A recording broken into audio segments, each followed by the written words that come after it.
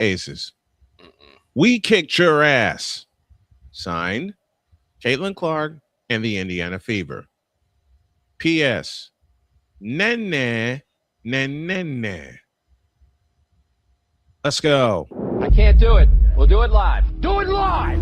I'll write it and we'll do it live! Mister, will you please wake up, wake up, wake up, wake up, wake up?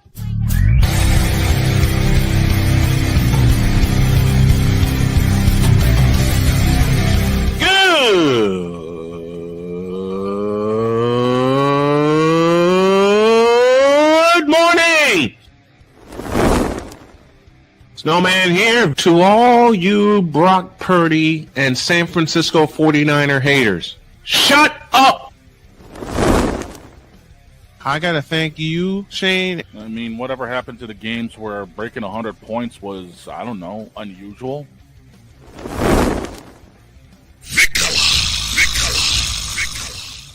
There was one word to sum up the All-Star weekend. Trays.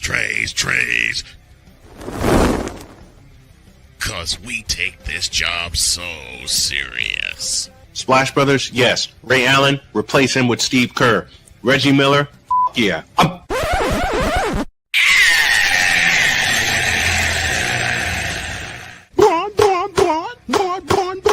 What in the all types of blue hell? Man, don't ask. Oh, yeah!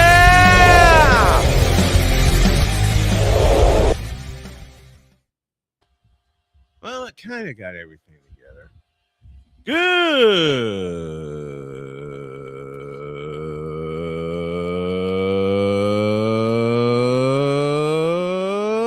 morning, and welcome to the Manic Monday edition of Snowman in the Morning. Glad to have you with us. I got part of my voice back because for some reason on Saturday, it decided to sneeze out. Oh, no. And I got to apologize to Jen and her server and everybody that expected me to call the England-Norway soccer match. Mm-hmm. I physically could not. Because for the simplest of reasons, I couldn't stop sneezing. It's one of those summer colds that just happened all of a sudden. Allergy hit like a you-know-what. Allergy hit like a rock. Oh. Allergy hit like a, and it happened in the afternoon too, like about 1 o'clock. Because I had just talked to Shane. Yeah. I had just talked to Shane, dropped him an idea, and then all of a sudden, my body just went dead. Yikes. So, and I was trying my best not, and I've been sneezing all weekend. I've been trying not to take, I was trying not to take Benadryl. Yeah, because that will knock you out. You know my relationship with Benadryl, especially when I get a cold. Yeah, guess what? I wound up having to take it anyway, and it knocked me out. It knocked me clean out. But England won, so their semifinal is Wednesday, and I'm going to try again. All right. We're gonna try again on Wednesday. Now, this may turn into an express episode because I do have my desktop back up and running. I'm waiting on a few things to come in from a couple friends of mine, but if y'all can see this clearly, I'm on my desktop. It's not jumpy or anything like that. And I haven't had a chance to do any test streams as of yet. I may fix that tonight. We'll see how it goes. Now, to the news at hand. Dear Asia Wilson and the Las Vegas Aces, we kicked your ass by a final of, you ready for this score? Yep. 109-75. Oh my God. You heard me correctly. God. So the first 2 times that we played them last year, they beat us by double digits both times. Can you tell me the stats of Sophie Cunningham, please? Or did she play? She played. I was about to pull up said stats when you requested it because I think she hit 6 3-point field goals last night. Was it? She had how many? She had, I believe, because I didn't get a chance. I didn't get a chance to do the game last night. I was so worried about my equipment. Yeah. As it's whistling at me right now.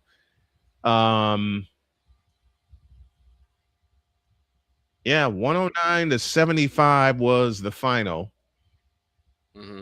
31 in the first for the Fever, 31 in the first, 28 in the second, 21 in the third, and 29 in the money period. For Vegas, 22 in the first, 26 in the second, 16 in the third, and 11 in the money period. Wow. 109-75. Fever shot 56% from the field, 48 from distance, 15 of 31. That's 18 good. 19 from the these stats are awesome. 18 They and are. 19 from the free throw line, 35 total rebounds to only 28 for Vegas, and the largest lead was the final margin, which was 34. We went to the House of the Champs and kicked them in the nuts. Yep. In front of 10,513 at the Michelob Ultra Arena. So the Fever have 2 wins over the champs, and both of them are by double digits. Good. The next one is August 6th. It'll be at Cambridge Fieldhouse, and I feel I need to explain this. Someone asked me on Friday why I haven't been doing the Fever games lately. Yes. Here we go. First of all, the weather has been horrible here. It's been horribly hot. Way too hot. And my equipment is right in front of a window. So even when I close the curtain, it still has a potential to overheat. Yes. And until recently, we didn't have AC in here. So that has been fixed. The second reason is I've been transferring everything to my desktop, which is now working. And the third reason, I have just been physically exhausted.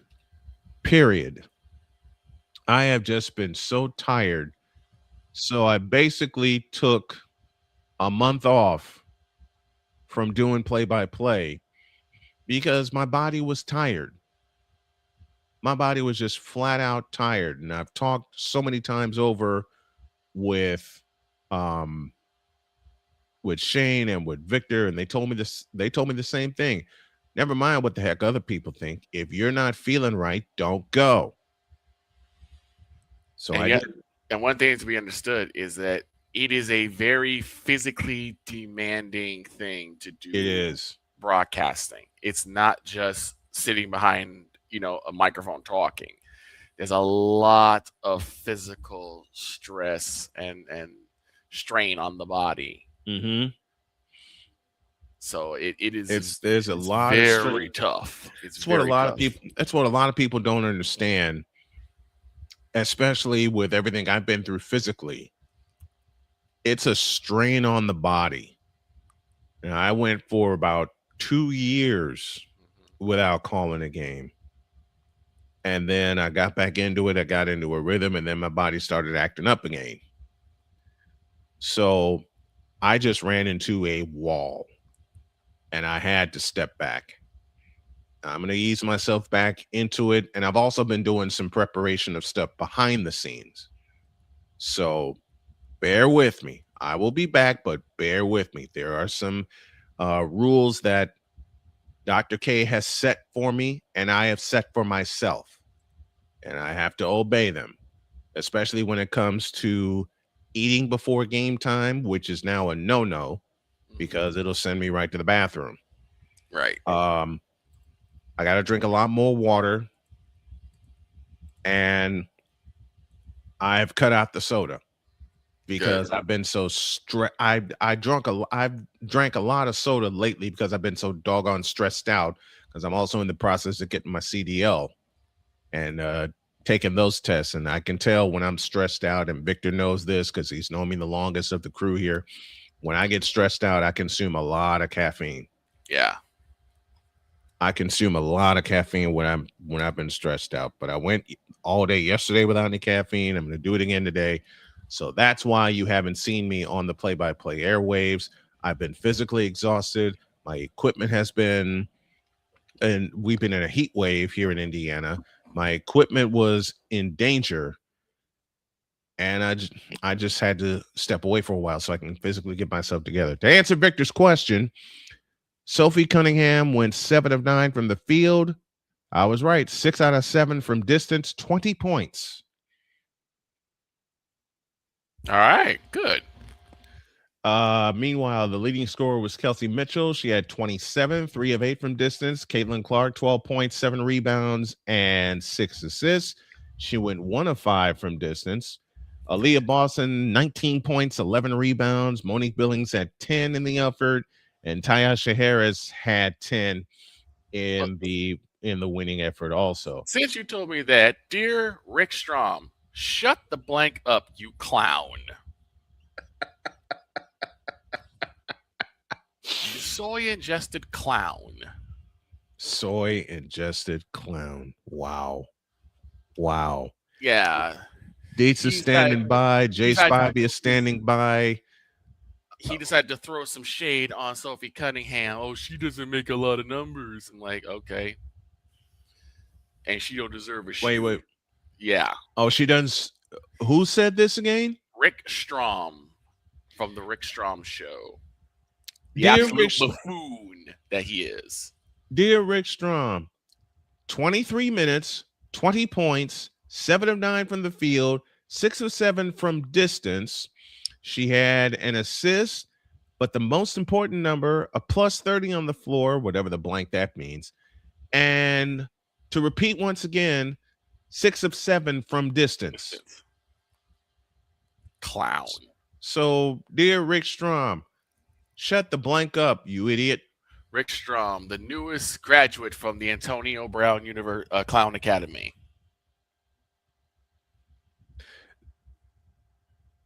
Where is it? Rick Strom, this is for you.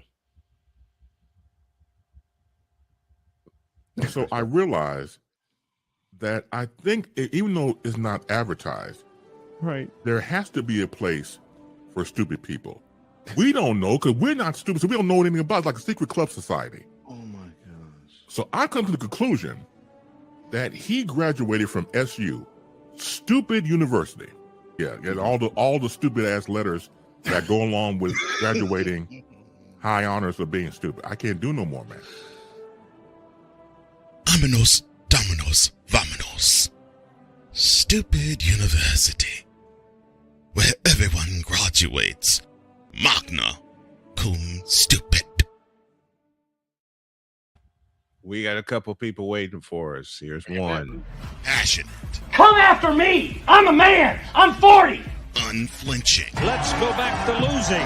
Parking was easier. Unrelenting. They're not gonna keep him off the field tonight! Totally. This one has a chance! Deeds.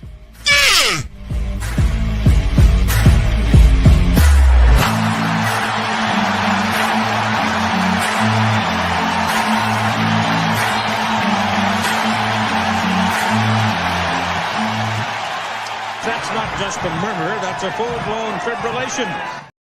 The only man I know to actually win a fight with a building by flipping it off, Chris Dees. Hey, I always win. The man who had me say, "Don't get me kicked out of Starbucks" the very first time we were on the air together. Yep. Speaking of winning, Winning. we won on Friday. Yep. Yes. We did. We came on this show on Friday, and we had to listen to people in the chat tell us what we were talking about was not important, not going to get talked about, not going to be done. And It got done. what happened at 8 o'clock that night? EA Sports backed down and they're taking the transactions out of the game. Good. So Well, we won the battle. but The there's still- war, the war is The war still is not far from over. The war is No. far The war is still not over because and everybody that's celebrating this as, oh, this is a great win. Calm down. It's a good battle. start. It's a battle. start. Yes. It- You just said the key word. It's a start. The first thing is it's a good thing that they backed down, but it was a lose-lose situation because Yep. they felt they could put it in the first place and Right. not have to And deal not, with anything. not face any backlash. It's what EA tends to do. It's actually what a lot of companies tend to do. They try to overreach. They try to reach and see what happens. Mm-hmm. And when they get their hands slapped like they did last past Friday, they say, "Okay, we'll back off." We'll put a The pin other in. thing, Hold on, that dudes. needs to happen. The other thing that needs to happen. Mhm. Now, it's great. It's great they're going to take the microtransactions out of RTG and Dynasty. That's great. Mm-hmm. The key is going to be, do they reinsert the sliders so that you can progress at the faster rate? Or do they just say, because right now they just said, oh, we're going to take the transactions out. Well, if you take the transactions out, but you don't increase the sliders, we're still in the same we're still in the same boat we were in before. Same pot we were in before. So yeah.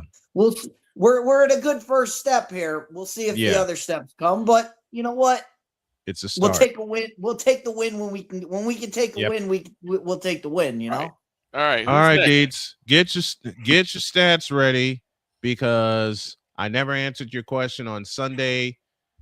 If we're going to talk college football, we're starting right now. We're ready to go.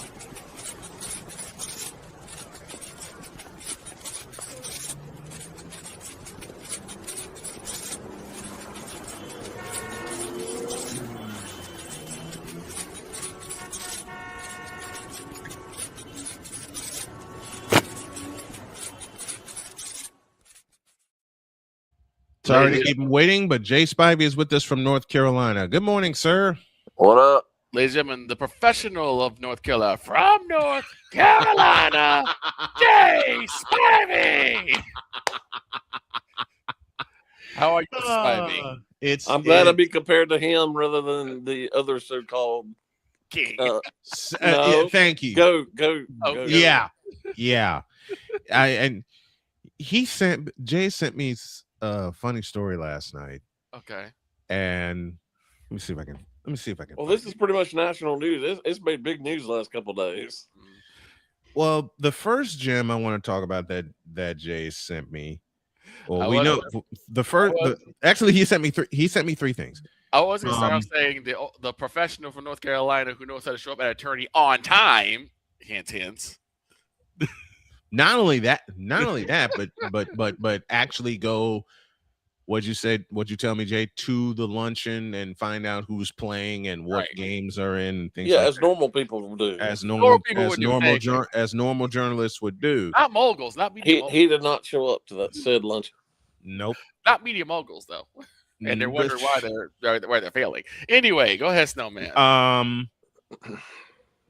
He sent me a post from said idiot.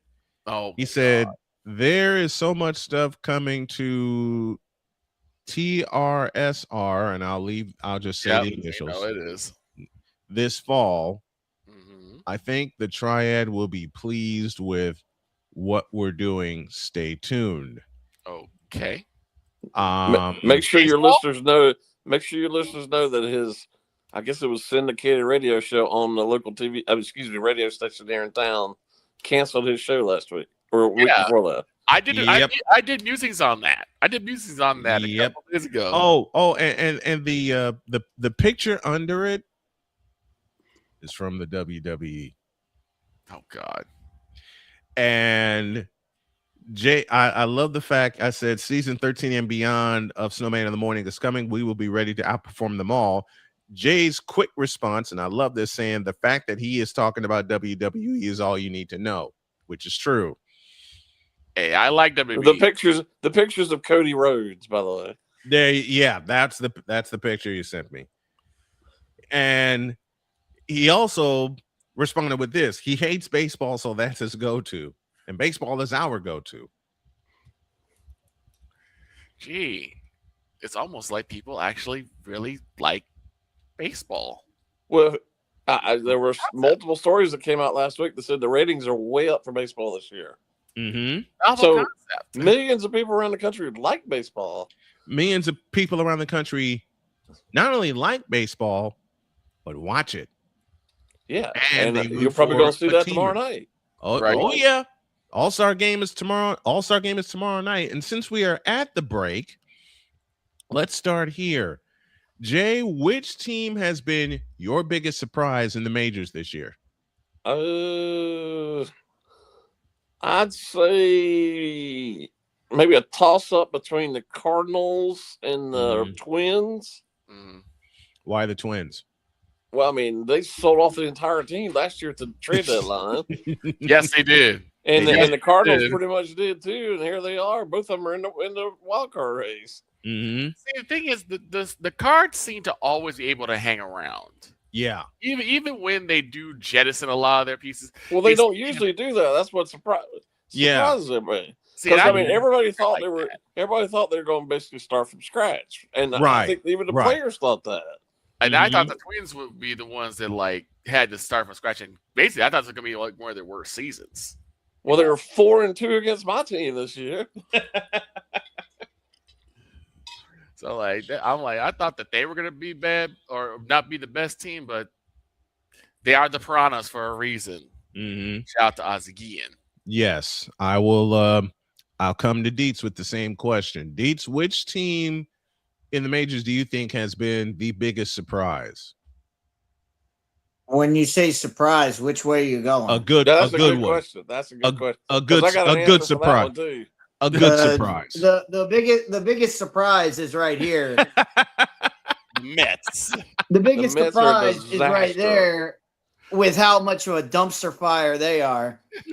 You can blame David Stearns for that. Yeah. There's a lot we can put blame on that. But when you say biggest surprise, I would say it's I agree with Jay. It's the St. Louis Cardinals. Mm-hmm. The playmakers here.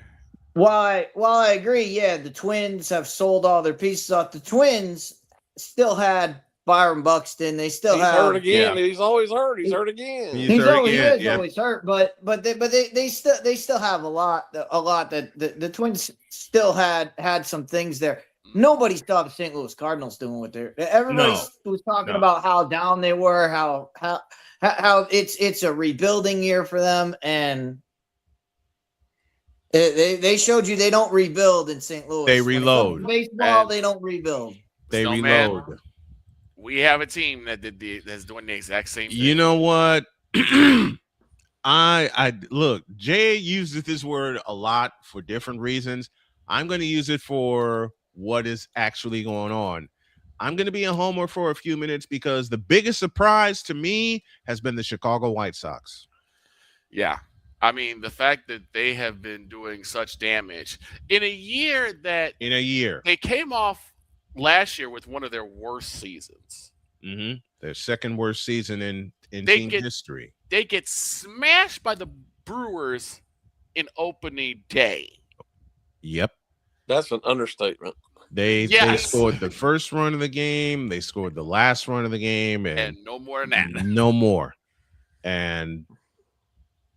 But they have been beating up and beating down. I'm not diminishing what the White Sox have done whatsoever because they're probably about a year or two ahead of schedule. Yes, they are. They're 2 full years ahead of schedule. However, the American League is horrible. Yeah, I'll give you that.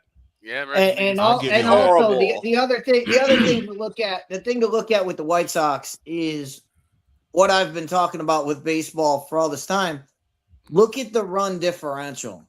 Yeah. The White Sox are winning a lot of games, but they're winning a lot of one-run games. Mm-hmm. When you're talking 162, when you're talking about 162 games, those teams that get hot doing that in the beginning of the season, it tends to even out with a stretch in the second half. Well, let me give you this. When you pointed this out before at the top of the season, when the White Sox were first making their charge, they had a negative run differential the first day they took over first place. That's eventually going to catch up to you. Actually, it may catch up to them but now they're at a plus 35. Here's the thing. Also, that's not that much. I mean, no, it's not. It's not a plus. It's not Brave numbers. Much. It's not Brave. But then you look at teams. Yeah, exactly. You say, "Oh, we're at plus 35." Then you look at teams like the Rays, teams like the Braves, teams like the Yankees, teams in the AL East, some teams in the AL East that are like 100 runs up. 109. Those are the teams I'm going to be like, okay, that's sustainable. When you're winning 1 and 2 run games, that catches up to you quick. I'll say this.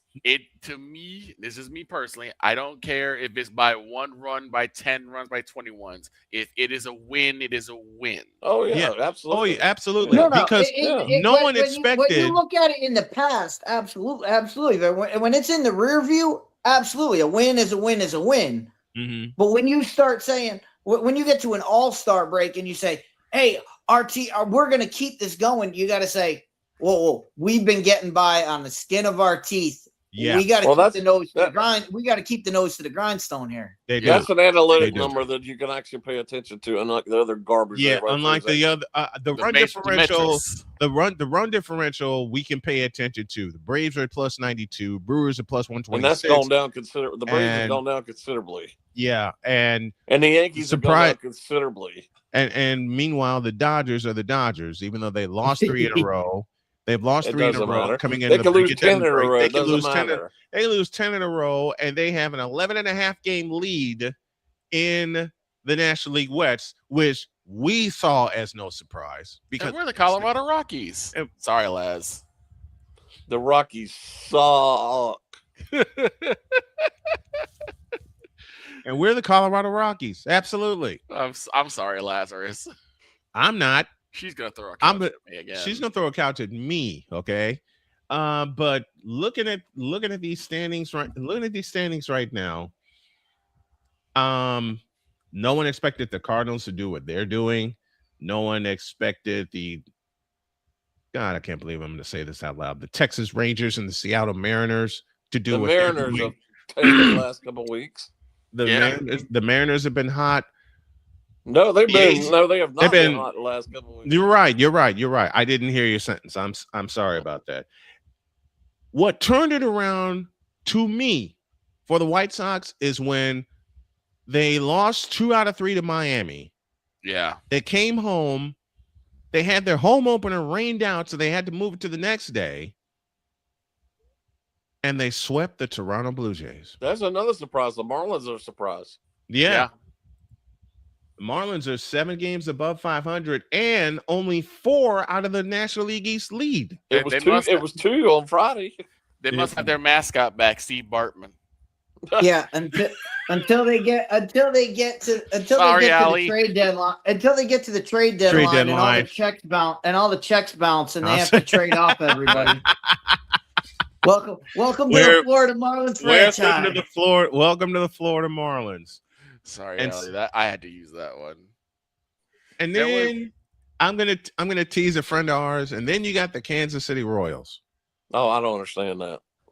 They should be better than they are. They should be. Not only you're about to summon an Not angry only droid. do they have maybe the best player in baseball, they have a lot better players as well. Yeah, I just don't understand why they're in last place. And for those of you who've not seen him play, because they're not on TV, they're barely on TV at all. Mm-hmm. Take a look at Bobby Witt Jr. I have, and he's amazing. The kid. Well, he's not a kid anymore, but he's such a good player. He's a wonderful player. Well, because what don't they have? I mean, they have Bobby Witt, but what else? They got pieces that they should be much better than they are. Absolutely zero. They have absolutely zero starting pitching. I don't know about that. Their starters are some of the worst, and that extends to because your starters aren't going as long as they need to. Well, that taxes the bullpen, and that makes your bullpen look even more out of whack. Apparently, So I'll point out a game. I'll point out a their lineup is fine. I'll point out a game where this is hates true. more than Justin Fields is Coach Q.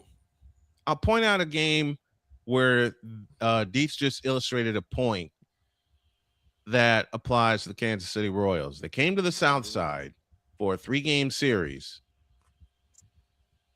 And Victor, yes, I will never forget your question that had me laughing so loud that I woke up Jody. What's that? The question was, hold on, let me get this right here. The question was, quote, who pissed off the White Sox tonight? Yeah. Close quote. Why do I bring those that? horrible City Connect jerseys they wear? Wow. Because mic drop from Mr. Spivey. Well, they're terrible. I know they have the same owner. I understand that. But they're identical uniforms that the Bulls wear. Yeah, True. they are. True. But that night, they put up 22 runs. 22 runs. 22. They put 10 up. It was nothing after 2 innings. I laid down. Jody wasn't feeling good, so I went and laid down with Jody. I get a note saying it's 10-0 going to the 4th inning. Yeah. What? Yeah, I checked. I was like, let me check the White Sox game, and it's like 10-0. Then I looked at the by inning score, like 10 runs. There's 10 runs in 1 inning. What is happening?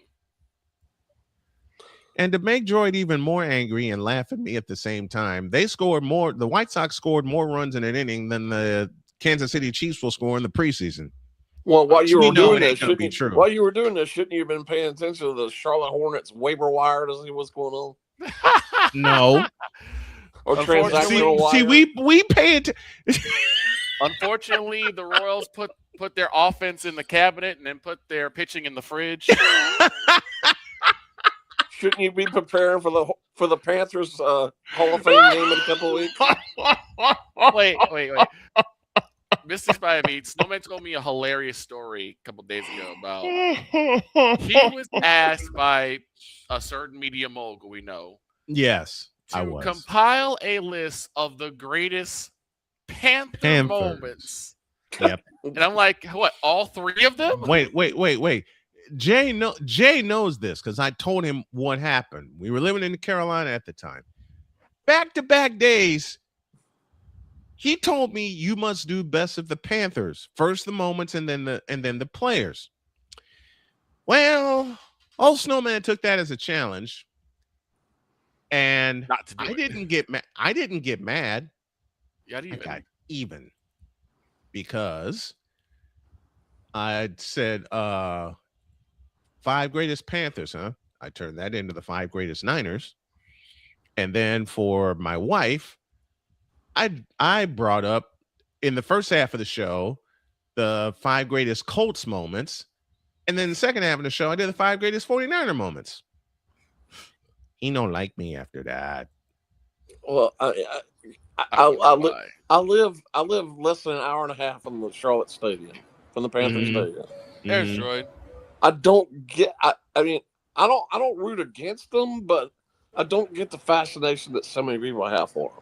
Yes, they have been to 2 Super Bowls. Yes, which a lot of other teams cannot say. But a large part of their time in the league has been a disaster.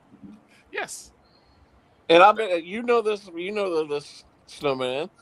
Ever since David Tepper took over, I've said nothing but negative things about it. And he's proven you right every single time. How you doing, Droid? I think he's mad at me. Well, I know he's mad at me. He's very Groucho Marx right now. I'm not mad at certain individuals. When I was on his show, I spoke my mind, and he goes, "Oh, that's what we want on this show. We want people to speak their mind." Well, then suddenly I was off the show. Yep. Right after he connected me and Jay. Right after he connected me and Jay, and never even told me I was off. Nope. And never even gave me an explanation as to why. Cosmic coincidence, right? You know what the real fun coincidence is? When he introduced Jay to me, right after that he said, no one talks about baseball because nobody likes baseball. So what do you think the first conversation Jay and I have on the air? Baseball. 45 minutes worth. I can talk about it all day. Same. Again, unless you have, even if you had a poll in your hand that said that was the case. And I said this on Friday about how dumb this is. Because I didn't know people liked curling until we talked about it. We know people liked about football. And yes, I just said football. Until we talked about it. Volleyball, same thing. Softball, same thing. You don't know if people like it until you actually talk about it. Right. And how funny. You talk about baseball, you find out people like baseball. I used to have this argument with one of my editors when I was with the local newspaper here. Okay. Where it kind of shifted from the editor who I still look at as my mentor when he left to the guy I'm talking about now, where he wanted to make everything high school football basically 365 days of the year. And I said, no, I'm not doing that. Are you kidding? No, I'm not kidding you. Oh, wow. High school football. And I love high school football. Don't get me wrong. Yeah. But I'm not going to. He wanted me to go cover, well, they call them football jamborees. Yes. The way like, 8 or 10 teams are playing. Mm-hmm. And he wanted me to go cover this. I was like, no. I said, what are we going to do when basketball comes on? Are we going to do the same thing? He goes, no, it's not the same. I said, of course it's the same thing. What about soccer? What about baseball? What about softball? It's the exact same thing. It is. He's like, well, I want you to go there. And he said, not necessarily cover the game, but maybe get a feature out of it. So I did get a feature out of it. So 2 of the teams that played had, even though they're only 5 miles apart, had not played each other in quite a while at that point. Mm-hmm. So I wrote it, and it ended up being a well-read story because I know what I'm doing. But don't cover stupid jamborees. Nobody cares. Just like, and I put my foot down now about something. Everybody is gung-ho about 7-on-7s. That is not football. It is not football. It doesn't and I tell you refuse to anything. write about it. I was asked to cover a 7-on-7. It's not football. I was asked to cover a 7-on-7 when I was back home in Chicago. You flat out said no. You flat out said no, didn't you? I overslept purposely. You didn't miss anything. No, I didn't. Someone came back to me and said you didn't miss nothing with the 7-on-7. Playmaker's with us in the chat. Good morning, Playmaker. He says football, good, yes. Football. Wait, Shane, this is for you. Football, we drink. Football, we drink. So, man, Playmaker, I still did not forget you. Do you think our favorite radio broadcaster is talking about the World Cup? No. Oh, the media Not mogul? a No, chance. he's not. The media mogul? Not a chance. The business genius that you guys worked with? I guarantee he doesn't even know they're playing tomorrow on Wednesday. No. I got the Wednesdays. I have my voice back, so I got the Wednesday semifinal with England. Playmaker says 7-on-7. 7-on-7 is flag football without the flags. This is true. I used to coach our 7-on-7 team. It's a completely different game. It's not even close to the same game. It's a completely different game. And people game. go, we won such and such 7-on-7 tournament. Who cares? Mm-hmm. They act like they won the state championship. Who cares? It's basically, from what I learned, 7-on-7 is only to give these big name prospects, so the guys that got D1 offers, or or giving guys who have D2 offers, but what D1 offers a more open field to play on and prove something. It's to just show for skill positions. It doesn't really matter with your defense. If you're an all-star linebacker and you only got one D1 offer, you're not going to get any more D1 offers unless you get an interception. I told some friends of mine this during the summer, because this is so big during the summer. You will never, I don't care what people tell me that, you will never see me go cover a 7-on-7. I don't think 7-on-7 needs to really be outside of overtime elite, and people will come after me for that. But I'm being genuinely serious. It does not need to come out of OTE. OTE is where it needs to stay, and it needs to remain as an OTE only thing because they manage it. They have their own play-by-players, and that's it. You don't have to really worry about, calling up Mr. Brian Snow and be like, hey, can you cover 7-on-7? Because you already have a list of broadcasters. You already have your guys to do it. Yeah. It's ridiculous that you're this small 7-on-7. And the thing is, 7-on-7 outside of OTE is pointless also because nobody else is going to be nobody's going to be watching you. Nobody's going to be looking out for you. The only people that are going to be looking at you are JUCO coaches. It's like UFL. It's kind of like the UFL. It is. And the UFL could have been something massive, but they fumbled. I'm gonna throw a screen. They fumbled it. They fumbled harder than Zay Flowers at the goal line. They fumbled worse than RW McQuarters during a return. Speaking of fumbling, speaking of fumbling, Kathy Engelbert fumbled. I knew that was no. Let me change my sentence. Kathy Engelbert, as I have said at the goal line on this she fumbled. She got to run stairs. Her goal. She fumbled at her goal line. Now she got to run stairs because she was scheduled to appear on with Dan Patrick. Dan Patrick. And she's the one who committed to it. Yes, not one of her handlers. She committed to it. She committed to it. Can you blame her?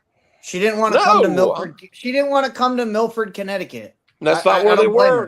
She was at Tahoe.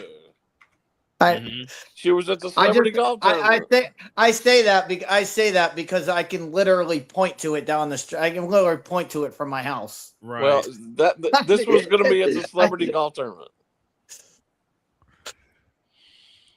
She committed to it. She committed to it, and she canceled at the last minute. Those who know wrestling. Well, she never really canceled. I have a theory about that one.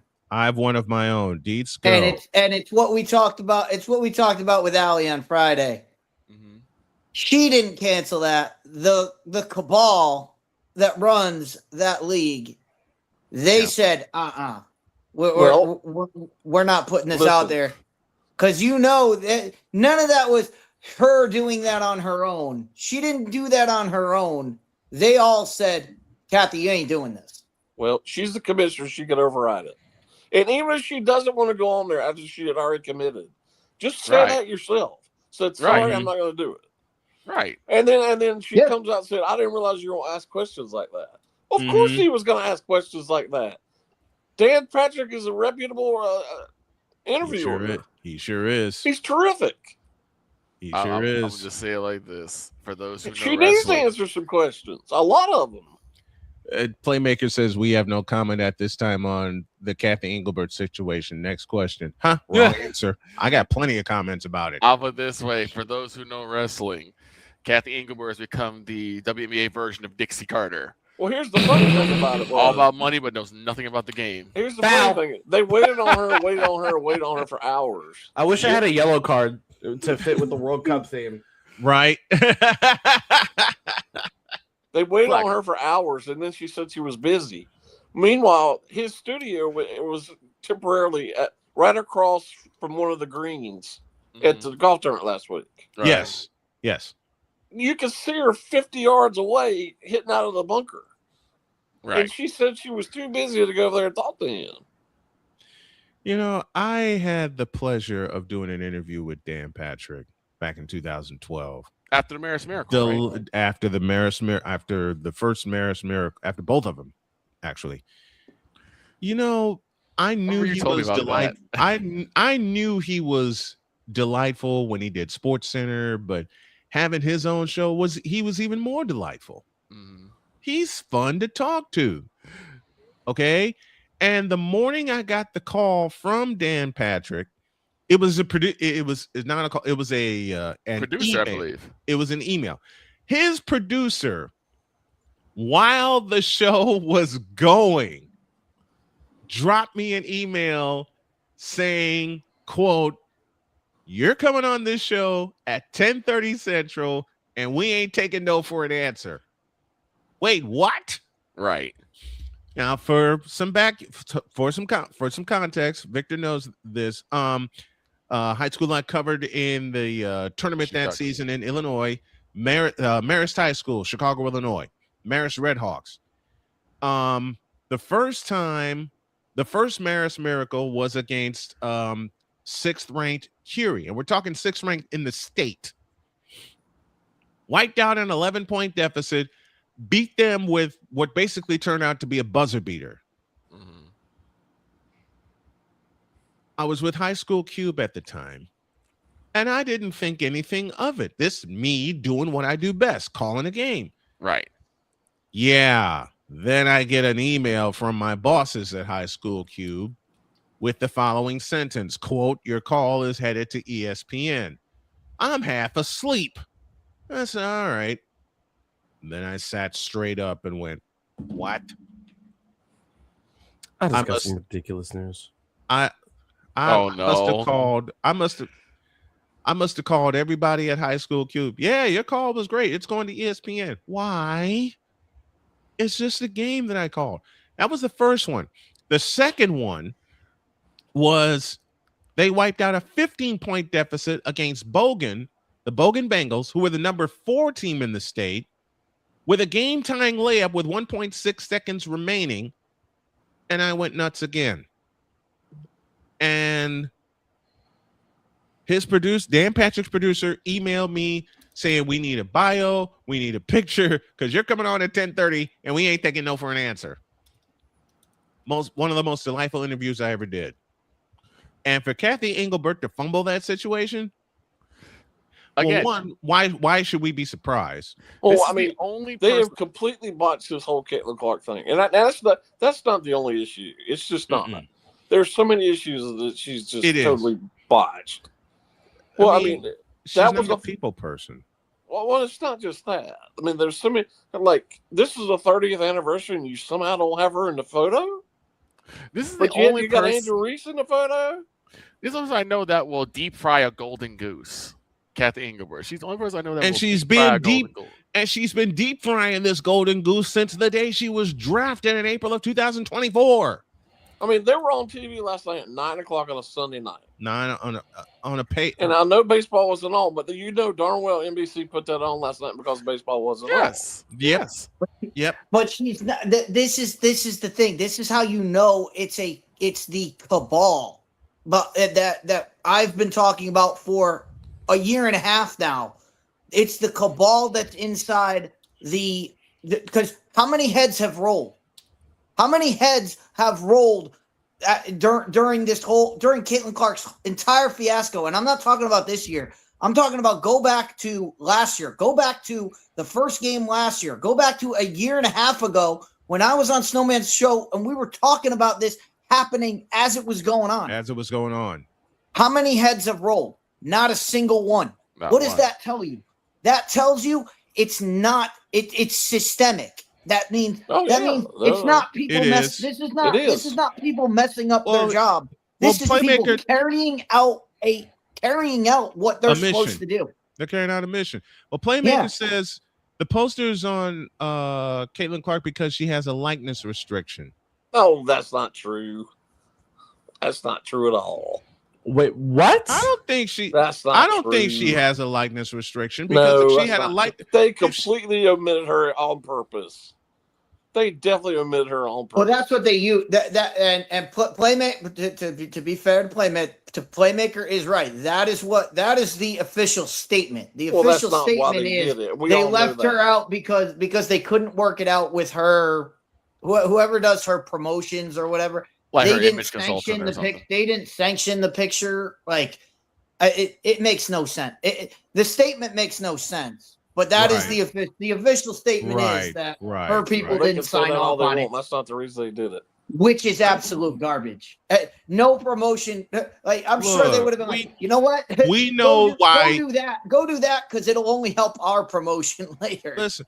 We know why they left her off. We know why they left her off the post. Well, we all know why they left her off the post. You have these golden goose, like I've been saying, Mm-hmm. and you don't go on, in my opinion, one of the most famous, TV personalities in Dan Patrick, if not the most famous. And even if you don't want to promote Caitlyn, promote somebody else. This is a golden opportunity to promote people you want to. It's an opportunity to put a whole lot of things to rest. Yes, and then you don't do it. You have an opportunity to put a whole lot of things to rest, and you fumble it. You fumble it like the New York Jets fumble a quarterback situation. Oh, she's the worst commissioner in North American sports. Mm-hmm. You mean you don't trust in Geno Smith? We need a break. It's not just her. Not just how she's treated. Mm-hmm. It's the whole thing of jealousy, and I just don't get it. Work together, because your league is clearly better and got way more financial stability since you came in the league. And they they won't acknowledge it at all. I mean, Jay, if you want the answer, I'll say it, because I've said it on this program. Say it, please. Times. Play it. Say it.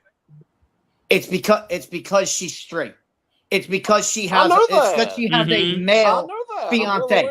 That's it. That's the only reason this happened. That's the only reason. No, there's two reasons.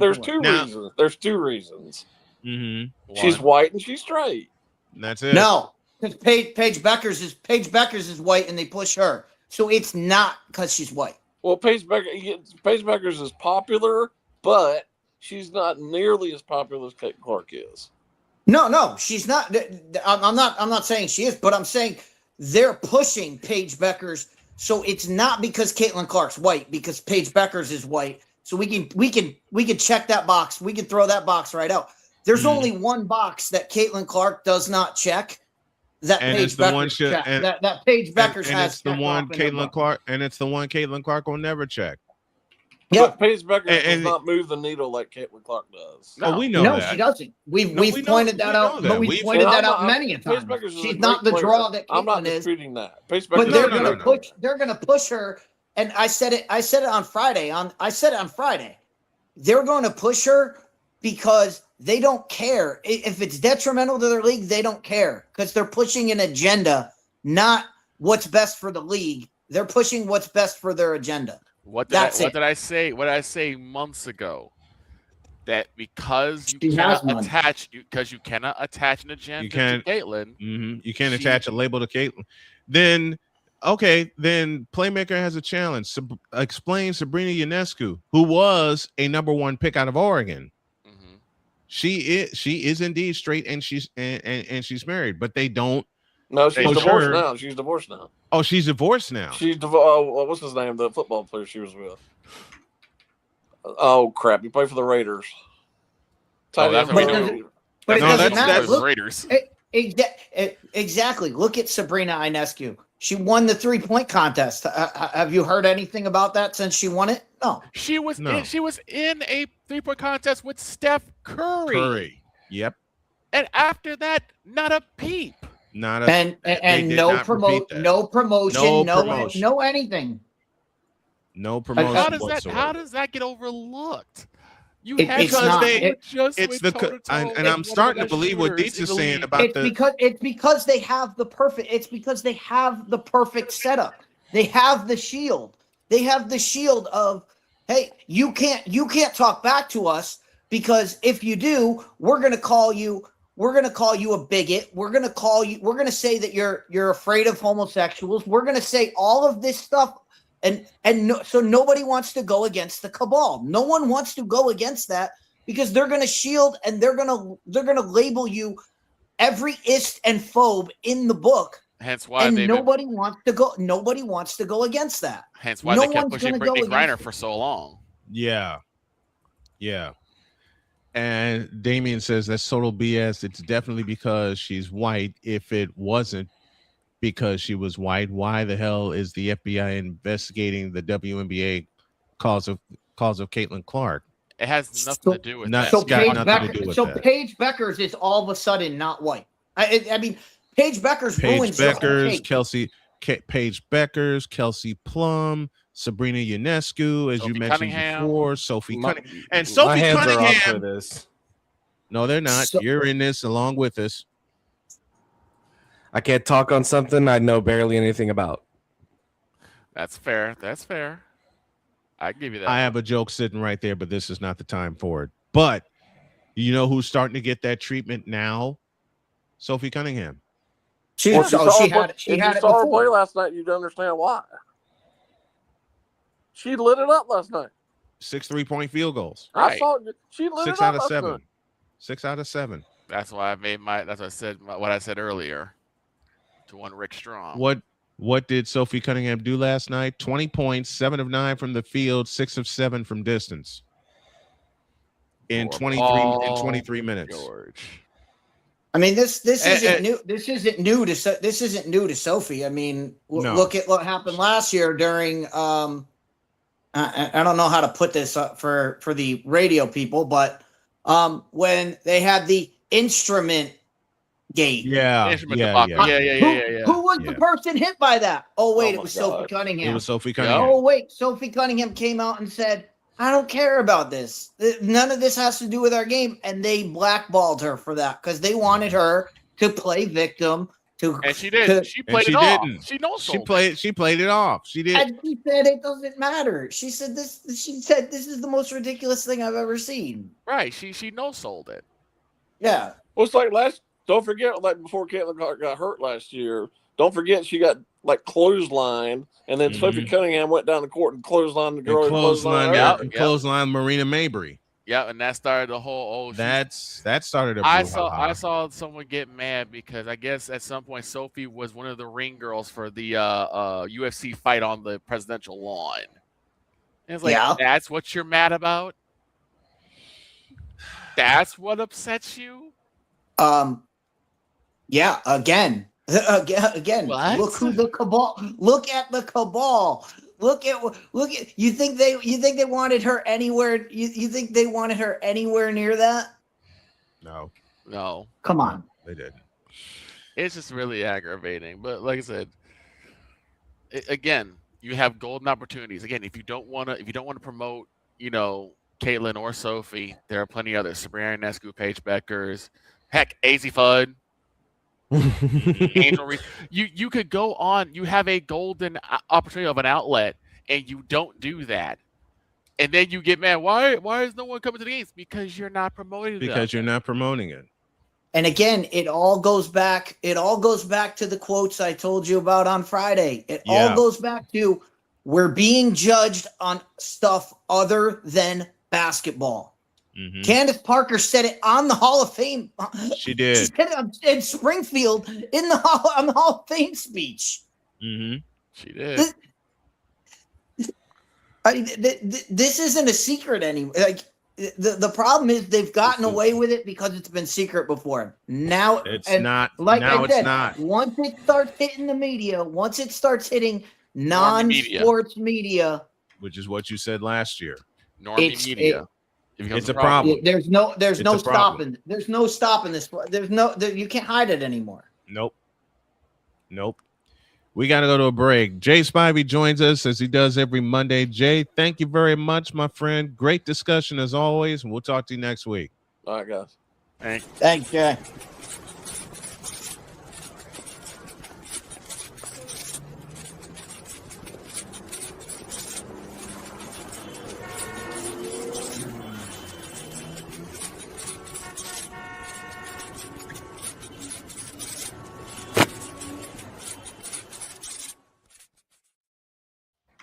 Before we go to a break, give me this camera.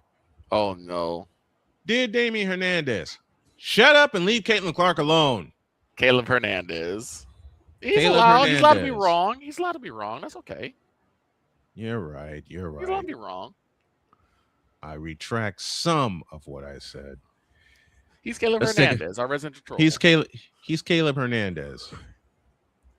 And then we got Droid yawning his eyes out and crying. Because he wants to fire Coach Q. I think Coach Q is the only person that Droid hates more than Justin Fields. Yeah, that right. That's all right. I got a tease for the next segment where I got a joke I got a joke for Snowman. You'll like this one. I keep trolling Playmaker because Playmaker made one of the best lines. Yes. He did.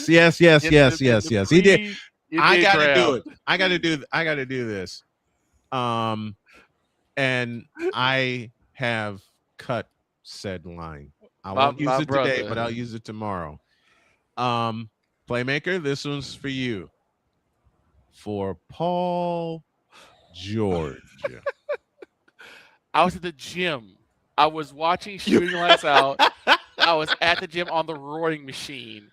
Oh, no. And he said that. And I said, wait, no, you didn't. I mean, look, we eat off each other's plates sometimes. Not gonna lie, okay. Oh yeah, we do. We've got from Shooting Lights Out, whether it's Cole Johnson or Playmaker, Chapel Bill, hello. Chapel, yeah. So I consider it to be the highest honor for Playmaker to use something from us, like for Paul George. Chapel Bill now. Exactly.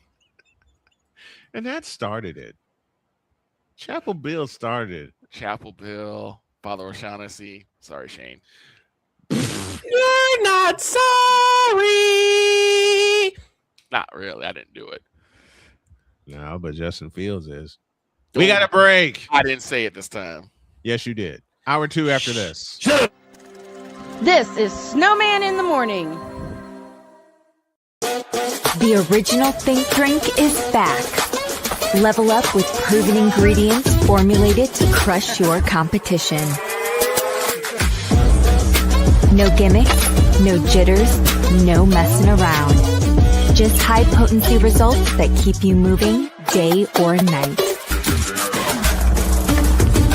There's a new nerd in town, and we came to play.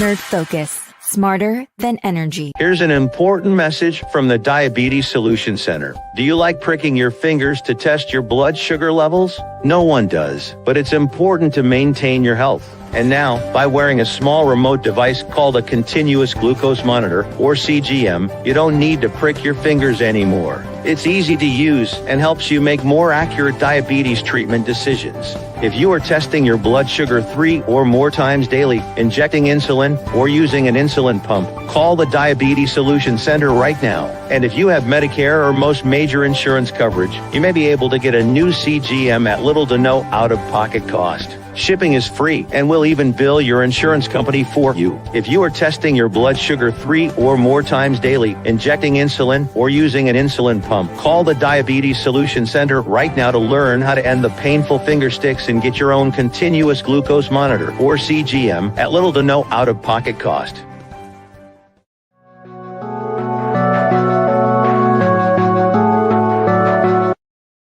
I want to do a TED Talk, but I don't have anything to talk about yet. I'm getting there. Life is for the living. We're not here that long. You can learn anything you want to learn without any money spent. What do I really enjoy? What do I really want out of life?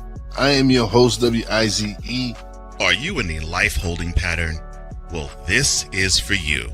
Welcome to the Stuck in My Mind podcast.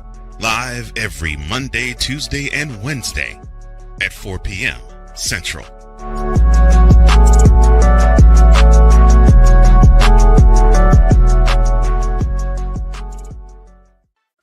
Drew Willingham.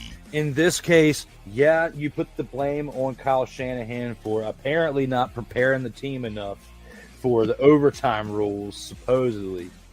Cole Johnson. Peyton was considered the winner, and he was the darling of all darlings for Gerald. With a special appearance by Tyrone Alizé McDummy. Ain't nobody calling me. Text delete.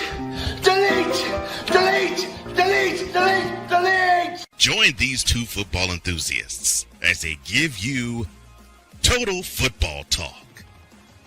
Live every Monday at 4 p.m. Eastern, 3 p.m. Central on the Sertoba Media and the Comey Media YouTube channels.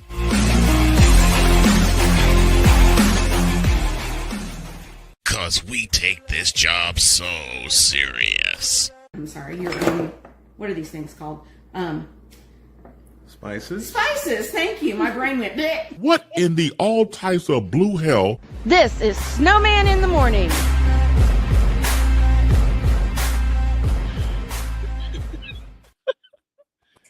Why do I laugh? Why do I laugh every time I hear that? I don't know. Shut up. We owe you an ID. This is Snowman in the Morning. Broadcasting live in your region, across your nation, and around the world. This is Snowman Multimedia Sports. There was one word to sum up the All-Star weekend. Trays. Jarrell Jones has no brains. His football acumen is the same capacity as Gun Run's moral capacity. Now get out my face, you dehydrated bitches. Because I cannot be normal. Nor can I. Now, Droid, you said you had some news. Yeah, Droid said he got some ridiculous news and it's giving him a headache. You took too long. Basically, it was a G League player who came back to college and went to Baylor, and then now he's transferring to George Mason. And I was gonna say I hate G League players coming back to college. Yeah, because it shouldn't be happening. You already got experience in a professional league. No, it's not just you got experience in a professional league. It's the fact that you were in a professional league. You got drafted. You're not allowed to get drafted again. Simple. It's almost like you went to the pros, couldn't hack it, so you go back to college to dominate. Right. Which is where AJ DeBansa needs to be. Oh, did I say that aloud? I'm sorry. I don't know who that is. AJ DeBansa? AJ DeBansa. No, he was playing fine. I don't know what you're on about. He sucks. Not the skin. I said that with a smile, Droid. Leave me alone. I can't say. I'm legally blind. So that's why you put the milk in the cabinet. Nope. Oh. Nope. Out.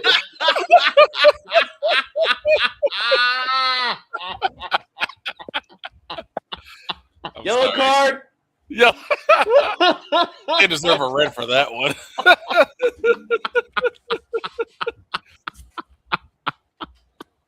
Hey, speaking of yellow card, I saw something this weekend. For the first time ever, I saw something. For the first time ever, we made Droid walk off the show. It won't be the last. There's a yellow card. There's a yellow card. What'd you see, Deeds? So I was watching a guy play college football 27 over the weekend. Oh boy. And he was playing his road to glory. And he decided, since he wasn't playing, he was going to transfer schools. So he transferred from Appalachian State to Cal.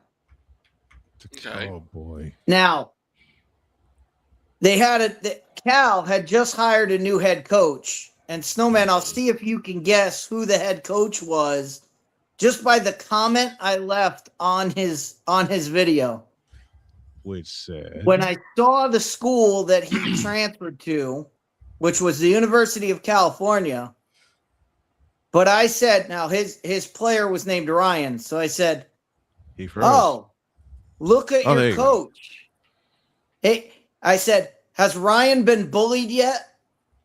Has Ryan been bullied yet? Because his head coach was Pat Fitzgerald. Pat Fitzgerald. Has Ryan been bullied yet? As soon as you said that, I knew it was Pat Fitzgerald. I started dying loud. I went, "What?"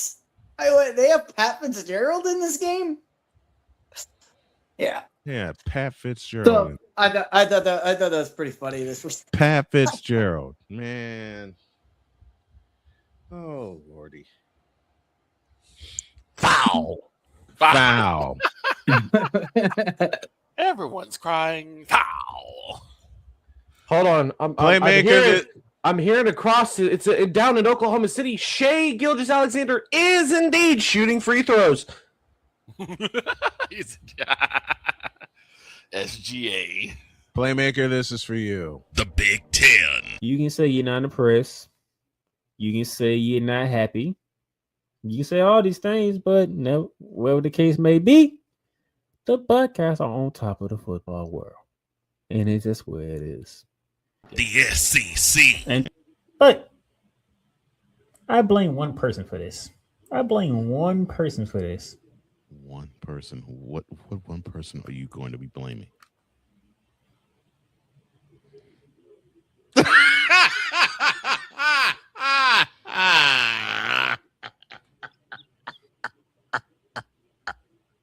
Good. I don't give a crap. Big 12. That team right there, that is ranked 15 that put up 45 points. Yes, sir. They were picked dead last at the beginning of the season. The ACC. Quote, feeling the blues in Death Valley, close quote. Duke ends a 45-year drought in Clemson. You are coaching a team, son. Get with the program and worry about your program. The CLP rankings, do away with that. Right. Do away with it. Bring down the gridiron on the Playmakers Network YouTube channel and where you can find podcasts.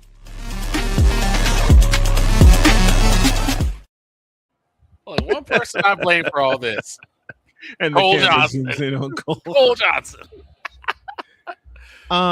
This is where I'm gonna have to change up that intro though. August because 5th. the top of the football world sits in Indiana. Where I live. Sits where I live in Indiana. And BGS, this is for you. Yes, we're gonna do the Hoosier Shuffle until they're knocked off. August 5th. August 5th. The new season of Bearing Down the Gridiron premieres. I got a few premieres of my own. Chapel Bill. Burn down the gridiron. For Paul George. For Paul. For PG-13. No. This is where I mess. Arku, I'm gonna mess with you here. For Shea Gilgis Alexander.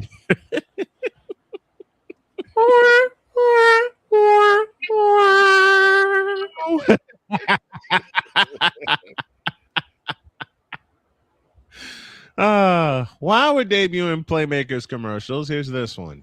At the Playmakers Network, sports are more than games. They're a community. From basketball and college football to professional wrestling and Rams football, our shows keep fans informed, entertained, and connected.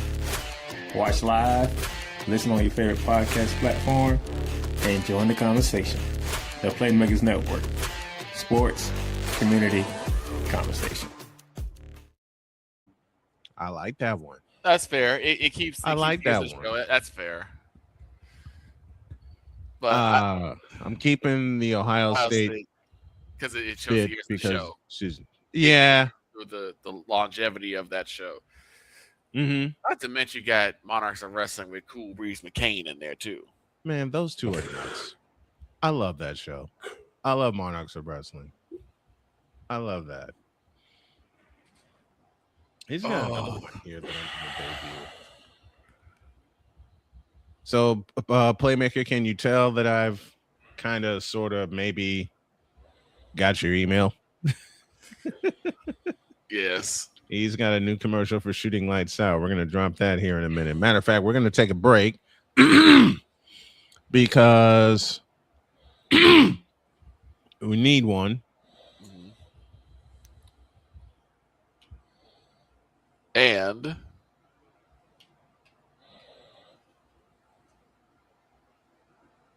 I think he might have froze. I think he might have frozen up. Yeah. No. This is Snowman in the Morning. During bad weather, driving can become downright dangerous. What's your emergency, please? Trust Battle Vision Storm, the revolutionary glare reduction glasses that turn your sight bright during bad weather at night or during the day. Watch your ordinary vision become extraordinary. Battle Vision Storm uses light optimizing lenses that block blue rays so you see clearly in heavy rain at night or blinding snow during the day. Heavy rain, snow, sleet, or fog can make it impossible to drive. Not with Battle Vision Storm. Get your Battle Vision Storm for only $19.99. But wait, due to rising costs and supply chain shortages, this may be your last chance to get your very own at this low price. There is a strict limit of 4 Battle Vision Storm per order while supplies last. Don't wait, order now. Call 1-800-483-6319 or visit battlevisionstorm.com. So call 1-800-483-6319 now. Here's an important message from the Diabetes Solution Center. Do you like pricking your fingers to test your blood sugar levels? No one does, but it's important to maintain your health. And now, by wearing a small remote device called a continuous glucose monitor, or CGM, you don't need to prick your fingers anymore. It's easy to use and helps you make more accurate diabetes treatment decisions. If you are testing your blood sugar 3 or more times daily, injecting insulin, or using an insulin pump, call the Diabetes Solution Center right now. And if you have Medicare or most major insurance coverage, you may be able to get a new CGM at little to no out-of-pocket cost. Shipping is free, and we'll even bill your insurance company for you. If you are testing your blood sugar 3 or more times daily, injecting insulin, or using an insulin pump, call the Diabetes Solution Center right now to learn how to end the painful finger sticks and get your own continuous glucose monitor, or CGM, at little to no out-of-pocket cost.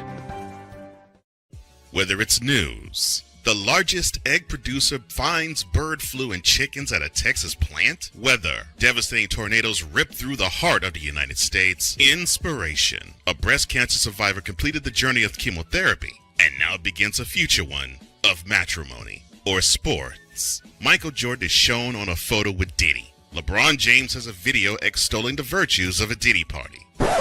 This has been yet another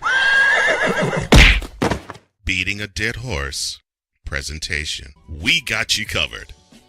BS3 Network, in association with Comey Media Incorporated, proudly present The Morning Shift with Cole Johnson, live every weekday at 8 a.m. Eastern, 7 a.m. Central.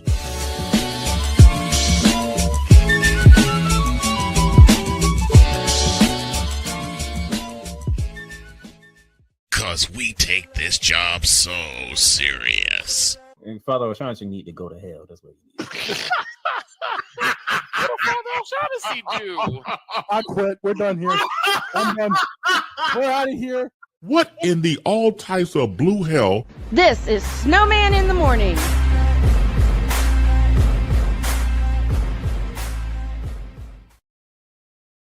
Okay. I'm gonna get hit for that one. Okay. Speaking of wrestling and basketball, Mr. Hernandez asks, what are your thoughts on Bam and Hero fighting? 32 after the hour, and who and who? Former Miami Heat star, now current Bucks star, Tyler Hero. Tyler Hero. And Mr. 83 points, Bam Adebayo. Bam Adebayo. Repeating my questions. Who and what? You know who those people are. I know one of them. The other one's Bam Adebayo. You know who Tyler Hero is. He ain't a hero. I mean, he's a hero. You know what? He's not a hero. He's a fool. He's an idiot. He's a hero. He's Dear Tyler Hero, you a fool. Fool. Is he a fish-eyed fool? No, that would be Kathy Engelberg. Anyway.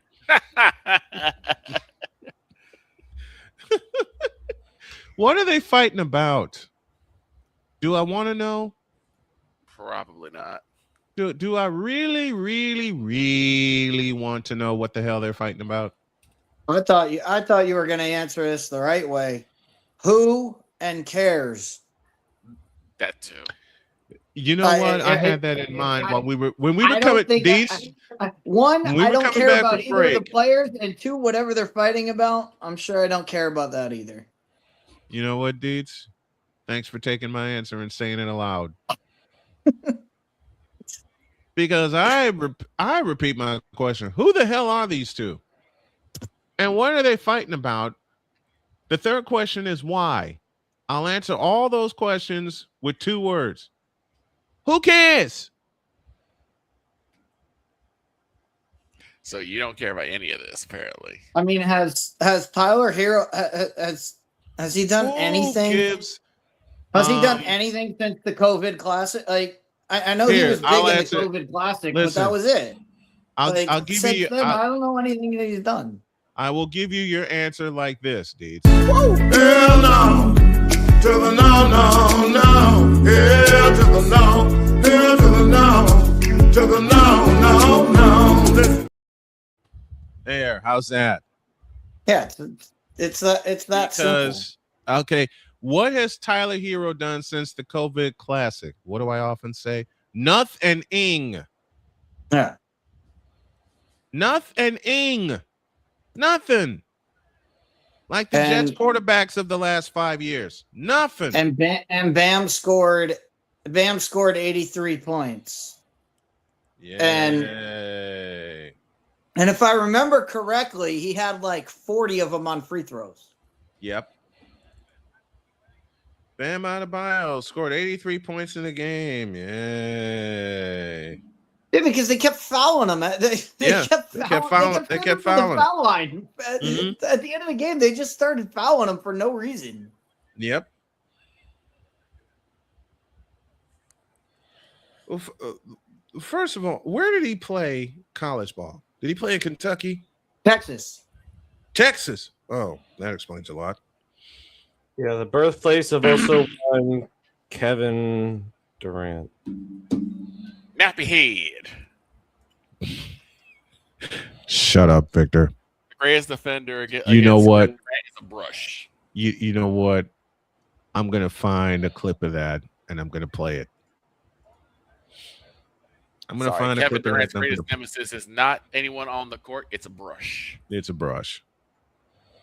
Speaking of greatest nemesis, what is the greatest nemesis of Gino? A football. He doesn't know what to do with it. Sorry, Napoleon. That was rude of me. Okay. Droid, why are you looking like that? He's mad at me.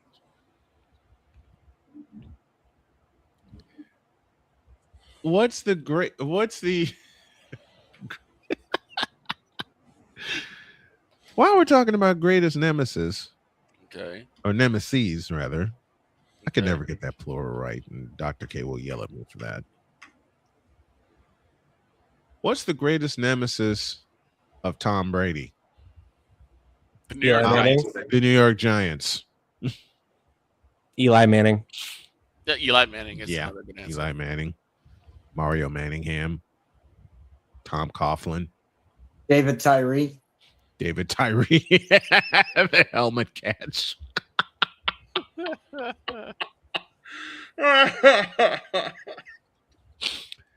This one's for you, Victor. Okay. What is the greatest nemesis of Jay Cutler? Jail.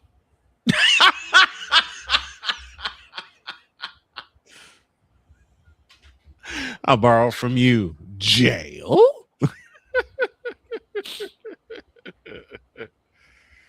What is the greatest nemesis? Huh? I feel I need to explain that at some point. I'm going to need to. Not here. Go ahead. What is... Oh, God. This is too easy even for me, but screw it. What's the greatest nemesis of Aaron Rodgers? Cheese. No. Beautiful women. His nature retreat.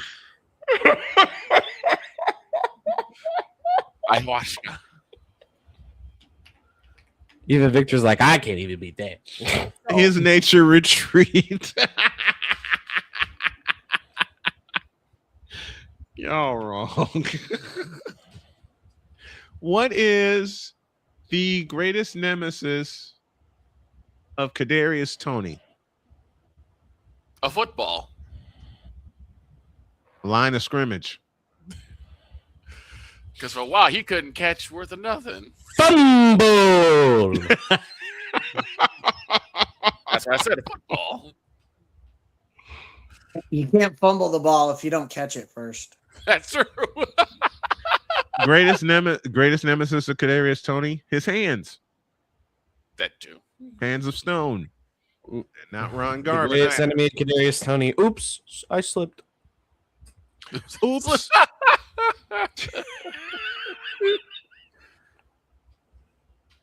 Greatest nemesis. Sammy Sosa, a corked bat. The greatest nemesis of Nikola Jokic, his horses. His horses. Did you think Sammy Sosa? I said the greatest nemesis of Sammy Sosa, a corked bat.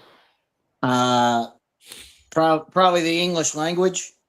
That too. Ooh, that's mean. That's gonna burn. That's mean. Okay. Righty then. Go ahead.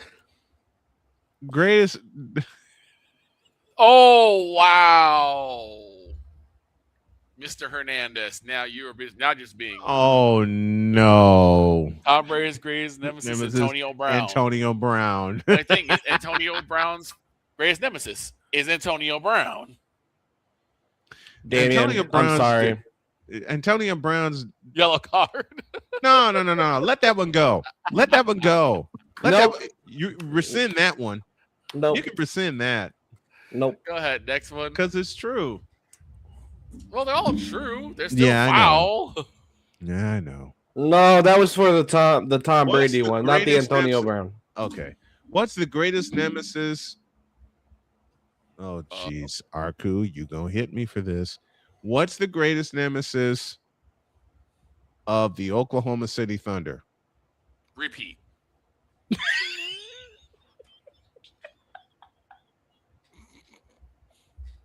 I mean, it's not easy to repeat. Let's just. Damn. You're not the Bulls either. Damn.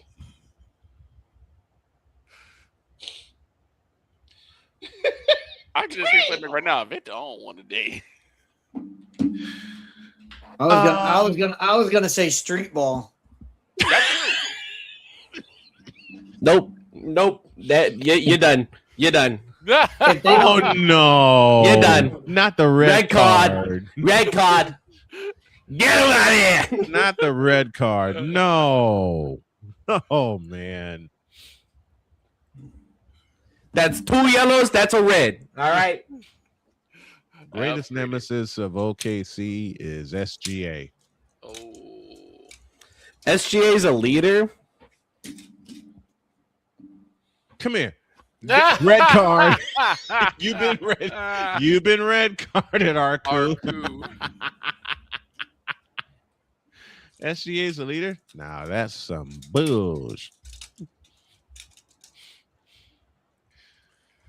I got this one. Snowman, what's the greatest nemesis of one Colin Kaepernick?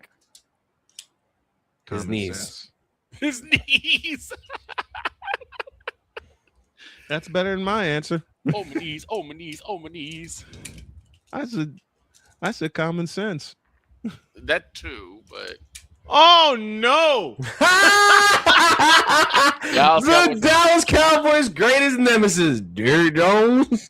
No, the Dallas Cowboys' greatest nemesis, putting someone in the middle of the field. There you go, Deets. Put somebody in the middle of the doggone field.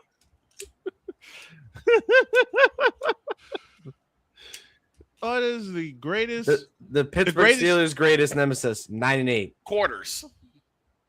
9-8. At least we win 500. Yep. That's a lie. Oh my gosh. This is hilarious. Let's see. The Cleveland Browns' greatest nemesis. The Cleveland Browns. Yep, there you go. And we're the Cleveland Browns. The Tampa Bay This one- Buccaneers' biggest enemy. The Carolina Panthers. Or should I say becoming the Carolina Panthers? Becoming the Carolina Panthers. Oh my God. How do you lose to the Panthers? Well, somehow they did. Kyle Pitts. Oh, Snowman, I'm sorry. You're going to hit me for this one. Lay it on me. The greatest nemesis of the Carolina Panthers, Tobacco Road. I'm not going to hit you for that. I'm going to applaud you for that. Oh, okay, Deeds, here's one for you. What's the greatest nemesis of the New York Mets? Medical tent. That also applies. Hey, that that's also cool, applies to my 49ers, okay? Hey, that also applies to Tua as well. What's the greatest nemesis of the New York Football Giants? CTE? Mr. Unlimited. CTE? Russell Wilson. I hate you, Victor. They brought him back for one game, and they'll never make that mistake again. They'll never make that mistake again. Didn't he retire? Russell Wilson? Yep. Did he retire or is he going to retire? No, he officially retired. Okay. Good. Hit the road, Jack. Don't you come back And no don't more. you come back no more, no more, no more, no more. I think it's the only person that will probably never Oh, get a no. broadcasting Playmaker, I got one for you. Oh, no. The greatest nemesis to James Franklin? The Northwestern Wildcats.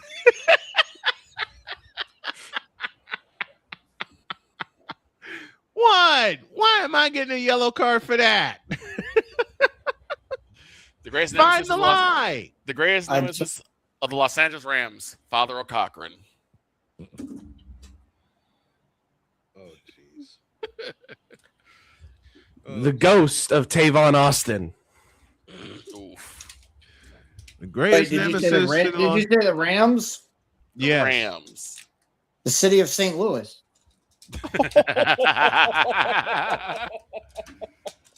You could say the same thing for the Arizona Cardinals. No, that's Call of Duty. Greatest Not nemesis anymore. for the Los Angeles. Not anymore. He's up. He's up. Nope, he's Damien. Up in Nope, you're Minnesota. done. You're done, Damien. What did he? Wait. What? What did he? The greatest nemesis The to greatest Mexico nemesis is the to World James Cup. Franklin is UCLA. Oh my God. No, it's Damien's. The greatest nemesis to Mexico is the World Cup. That's foul. That is foul. For Playmaker. Yellow. For You get a Damien, yellow. he got a red. The greatest nemesis of James Franklin is UCLA. No, the greatest nemesis of James Franklin is Oregon. They started it. At least it's not USC, University of Spoiled Children. Oh God. Okay, greatest nemesis of the Mylanta Turkeys, aka the Atlanta Falcons.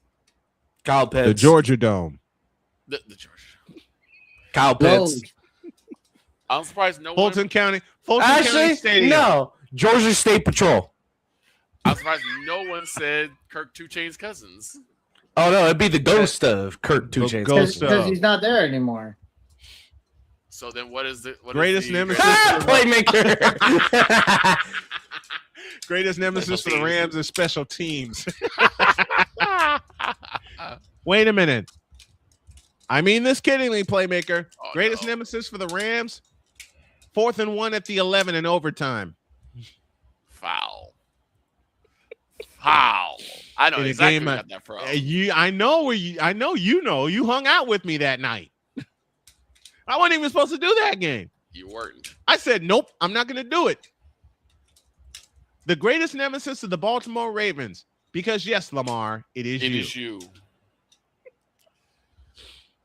Lamar Jackson. The greatest nemesis to the Baltimore Ravens, you said? Yep. Derrick In Henry. fact, Ray Lewis retired. Yeah, they've gone down. Derrick Henry's fumbleitis since he's been there. Zay True. Flowers fumble on the goal line. Zay Flowers fumble on the goal line. Some say he's still running stairs to this day. Yeah, if Zay Flowers hadn't fumbled John on the goal Harbaugh. line- oh, God. 18 years worth of fumbles. You know, the greatest nemesis to the Baltimore Ravens, having home field advantage throughout the AFC playoffs. Because they had it twice and they fumbled it twice. Once against Derrick Henry and once with Derrick Henry. Yep. Didn't they get rid of the most accurate kicker of all time? Justin Tucker, yes. Yeah, but How'd he that had a work out? How'd that work lot out? of controversy How'd that work out surrounding for him him. last year? No NFL team was going to sign Justin Tucker. Yeah, but and then Tyler Loop. how'd their season end? Tyler, wait. No, I got an answer for you, Deets, and you'll know the reference. Tyler Loop turned into Scott Norwood. Snowman, Nah. Snowman, I got another one for you. Skylar Thompson. Since we're talking about Justin Tucker. Oh no. Hi, Tucker. I'm Todd. Hi, Todd. I'm Tucker. The Chiefs' greatest nemesis is Rashid Rice. Rashid? Oh no. Rashid? You mean Rashid, not Rashid. Rashid. That's for the red. He said that's for the red card. What's the greatest nemesis of the Chiefs? Offensive tackles. We've improved on all offensive tackles. No, our greatest nemesis is the New England Patriots, because we have still yet to beat them in the playoffs. Greatest nemesis for, I'm sorry, Deb, the Philadelphia Eagles. The San Francisco 49ers. Eggs. I was going to say Chicago Bears. No. Because the last two times we have gone to Philadelphia, we've beaten them, dog. I was going to say Chicago Bears, particularly what happened on Black Friday. I was blacked out. I was still too full of food. What was the score? Who's their head coach? Nick Sirianni. Nick Skinny Jeans Sirianni. Skinny Jeans Sirianni. You know what? And you know what, playmaker? I'm not going to argue. You know what, playmaker? I'm not going to argue with this. His nemesis are the eggs. You know what? You said the nemesis of the Philadelphia Eagles, 24-14 at half. No, they had 21-0 at the half. No. Greatest nemesis for the Philadelphia Eagles, Juwan Jennings throwing a touchdown. Oh no! Another red card, please. The Royals' greatest nemesis is Kansas. Kansas. I agree. The fans have not been making any of this better. Foul. It's not a foul. I'm not even going to card him for that. Oh no! Now Jonathan's in on the fun. The greatest nemesis of the New York Yankees is Hal bleeping Steinbrenner. Okay. Billy Martin. Billy Martin. What's the greatest nemesis to the Chicago Cubs? A goat. Raggedy Field. Steve Bartman. World Series. Steve Harvey. Say it again. Deeds, say it again, please. It's Raggedy Field. Raggedy ass field. Raggedy like that, we just summoned Allie. Oh, Allie's gonna come in swinging. Okay, she's gonna. Oh my God, playmaker! That's incredible. That's incredible, playmaker. And you know what? He'd be right. The greatest nemesis, Snowman, LeBron James to the Warriors. All which ain't gonna happen. Which ain't gonna happen. Thank the Lord. So it's like, I quit. I will drop this headset and walk out of here. But it's not gonna happen. Thank the Lord for that. You don't know that. I do. You don't know that. Not off the table yet. Nope. It's off the table. Oh, here you go. Greatest nemesis to the Chicago Cubs, Steve Bartman. Yeah, I said that. I said Billy Goat. But I Bartman. like Dietz's answer. World Raggedy Series. Field. The White Sox. That too, because we took 2 out of 3 from him. No, because of a certain series. A certain series back in the 2000s during the regular season. Well, you know, we took 2 out of 3 from him. Oh, no. I got it. And Allie is going to hit me for this, but I don't care. The greatest nemesis to the Chicago Cubs, warming up in the bullpen, the catcher, number 12, A.J. Brzezinski. The greatest nemesis, Chicago Cubs, 8 runs. Go blame it on Steve Bartman. Even though he's not the one who gave up 8 runs. You gave up 8 runs after that. That one out in the 8th inning. That situation did not make any sense. Any runs. You know it what? didn't produce any runs. They get back to playing the defense that they were playing, they'd be fine. You're probably talking about the World Series going to probably being won by the Cubs that time. Yeah, 2003. I did an article for the Chicago State newspaper using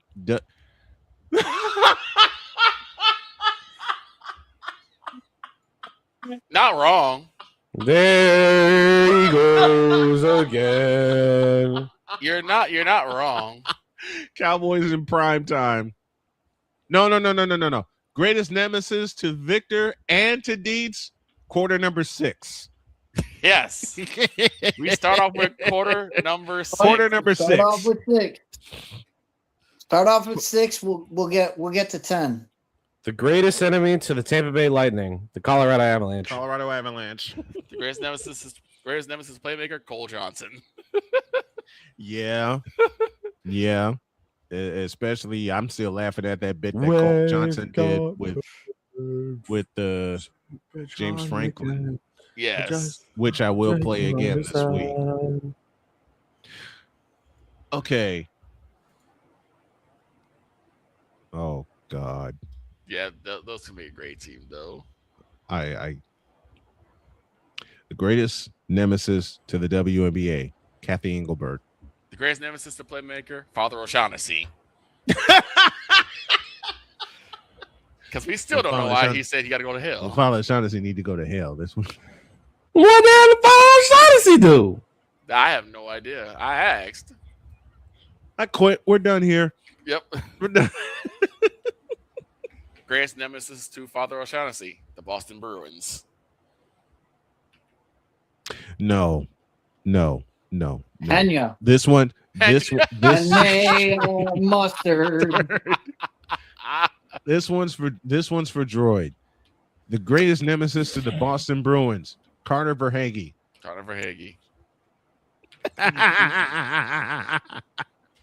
Oh, Kachuk, keep it alive. Carlo can't grab it. It goes to Verhaeghe. Shoot, scores! The greatest nemesis to the Cubs, bleached Sammy Sosa. Ooh.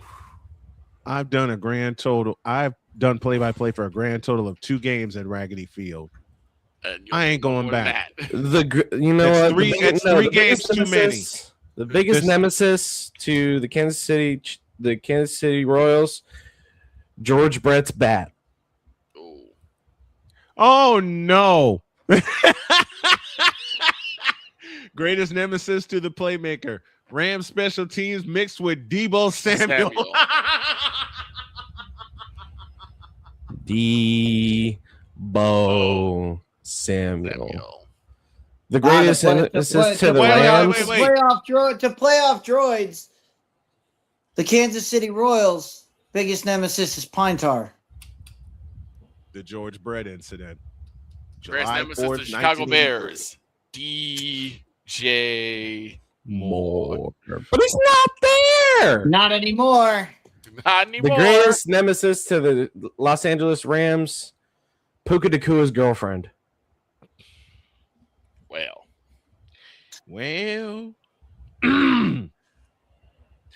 You know what got me hooked on Playmaker Show Ramley Talk? The final game of 2021, where he just went in a rage about Deebo Samuel. Yep. You guys again. He's like, Deebo Samuel. And I can just see him gritting his teeth while he's through his teeth. While he's saying, Deebo Samuel. Deebo Samuel got us again. But that's look, if you need more moments like that, then tune in to Ramble Talk and is the damn stadium. You know what? I am not going to argue. No, I agree. I agree. You know what the greatest nemesis to me is? Yeah. My greatest nemesis is people who don't have freaking common sense. That's everybody's greatest nemesis. For me, the greatest nemesis of England. We've got Megan, Super John Megan. I just don't think you understand. The greatest. No. Here you go. Greatest nemesis to our crew happened 3 years ago. Out in the damn sun at Soldier Field. Yeah. And we finally get in. We'll close with this. Here's what happened. We get the okay to broadcast the 25th Chicago Football Classic. It was a silver anniversary. We received specific instructions, and the crew that was there with me can verify this. Be at the media door at 11 o'clock Central Time.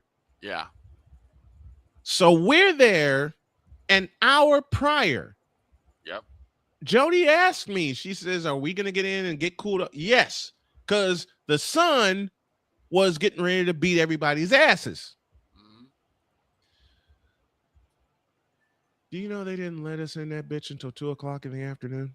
Yep. My wife was about to pass out. I'm about to clothesline every vendor around there because they wouldn't give me a bleeping bottle of water. Nope. Had to buy that. We get in the joint, finally. The crew takes my equipment. They go upstairs. They get set up. I stay with Jody. Jody gets her strength back, and she says, okay, I'm ready to go. We go upstairs. Victor expertly set everything up. My intern was with me. Then James McCallum was there with me, and his guest was there.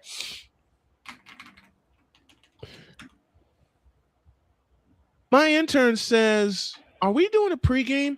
No. Everybody cool off. The greatest nemesis of Jeb Whitkus, the number one quarterback, Caleb Williams. Oh, God. No. And I heard about that fight. I heard about it too. Victor, this is for you. Mm-hmm. The greatest nemesis to common sense at a football game. Where's the bleeping roster? Yes. We still can't find the roster. If it weren't for the fact that I came prepared, if it weren't for the fact that I came prepared, right, I'd have called out some incorrect names. Yes. But as soon as we got the okay, I'm researching that week. Right. Unlike a certain mogul we know. I'm researching that week. The greatest nemesis to a certain mogul. Baseball. No. The greatest nemesis to a certain mogul, my crazy ass.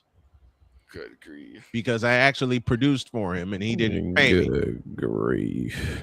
The greatest nemesis to Genevieve Bioso, the word cute. But she is. She is. But she hates it. You know what? She'd probably want me to do this for her. Oh no. Yellow card. and to you, Victor, you. Yep. Yellow card too. I didn't get yellow carded yet. One more commercial and we'll get out of here. That's hey, Playmaker, this is for you. Whether it's the men's college game, the way that this season has been going, yeah, anything is possible. The women's college game. Ranked 11, by the way. Yeah, they could have been ranked third. It didn't matter. They were gonna get that. They're gonna get that work. The WNBA. She's up there, and I know some are saying that she is the GOAT. I'm not ready to do that yet. Or the NBA. The Lakers had a 0.8 chance of winning. And then what happened in the fourth quarter? LeBron James by himself outdid the Clippers. You will get any and all of the information right at your fingertips or your earlobes. Shooting lights out on the Playmakers Network YouTube channel and where you can find podcasts.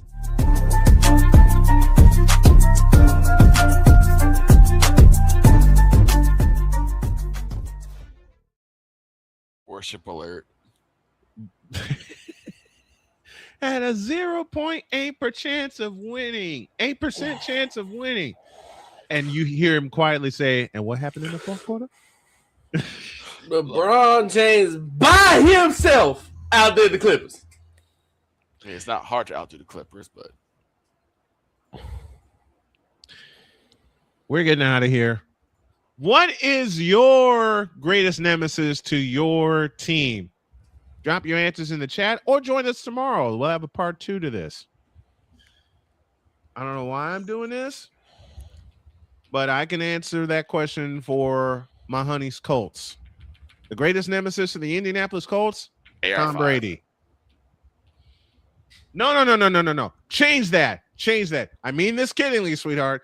The greatest nemesis to the Indianapolis Colts, the state of Kentucky. We're in Kentucky. Oh, bleep, bleep, bleep. Woke me up too. Yeah. Have a great day. God bless. And remember to make your next move your best move. And always remember, if your dreams don't scare you, they are simply not big enough. Dream big, do bigger. We are, and we hope you all are too. So long, everybody.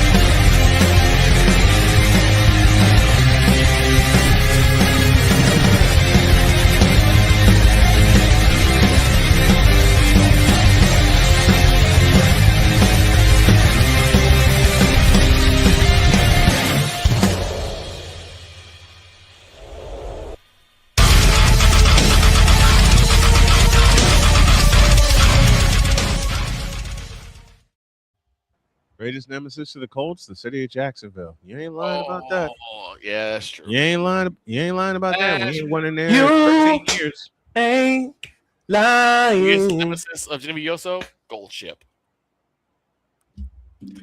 Goodbye.